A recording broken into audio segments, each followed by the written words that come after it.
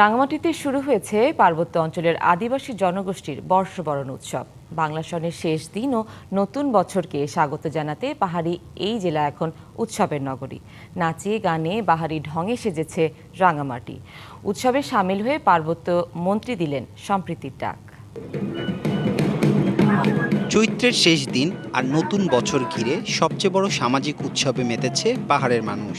বিজু, বৈশু, সাংরাই, বিহু, চাংক্রান, বিশু, সাংলান, পাতা। পাহাড়ের জাতিগুলো ভিন্ন নামে পালন করে এই উৎসব। 5 দিন ব্যাপী চলে আনুষ্ঠানিকতা। বিকেলে বেলুন উড়িয়ে উৎসবের শুভ সূচনা করে পার্বত্য চট্টগ্রাম বিষয়ক মন্ত্রণালয়ের মন্ত্রী দীপেন দেওয়ান। ঐতিহ্যবাহী পোশাকে শোভাযাত্রায় অংশ নেয় পাহাড়িরা। আয়োজন করা হয়েছে মেলারও। এমন উৎসবে সব জড়া কাটিয়ে নতুন বছর হবে আনন্দময়, এই প্রত্যাশা ছিল সবার। মেলায় একদিকে পাঁচজন একটা ট্রেডিশনাল ফুড রান্না করার প্রতিযোগিতা চলতেছে, বিভিন্ন ধরনের পোশাক পাওয়া যায়, সে ট্রেডিশনাল আর খাবারও রয়েছে। 200-র বেশি সার্ভিস ও ফিচারে লেনদেনের সব বিকাশ অ্যাপে সম্ভব।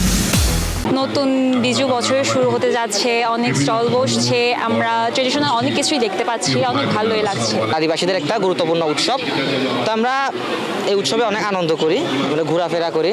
আমি চাই সবার মাঝেই আনন্দটা ছড়িয়ে পড়ুক। এই আয়োজনের মধ্য দিয়ে সম্প্রীতির পার্বত্য চট্টগ্রাম গড়ার প্রত্যাশা মন্ত্রীর। পার্বত্য চট্টগ্রাম মন্ত্রণালয় এটা একটা বিশেষ কাজ। যতগুলো জাতিসত্তা রয়েছে স্ব কৃষ্টিতে ঐতিহ্যের মাধ্যমে যাতে বাংলাদেশকে সমৃদ্ধ করতে পারে, আমরা সম্প্রীতির মাধ্যমে আমরা এগিয়ে যাব। সোমবার থেকে শুরু হওয়া এই উৎসব 16 এপ্রিল মারমা সম্প্রদায়ের জলকিলির মাধ্যমে শেষ হবে। DBC news desk.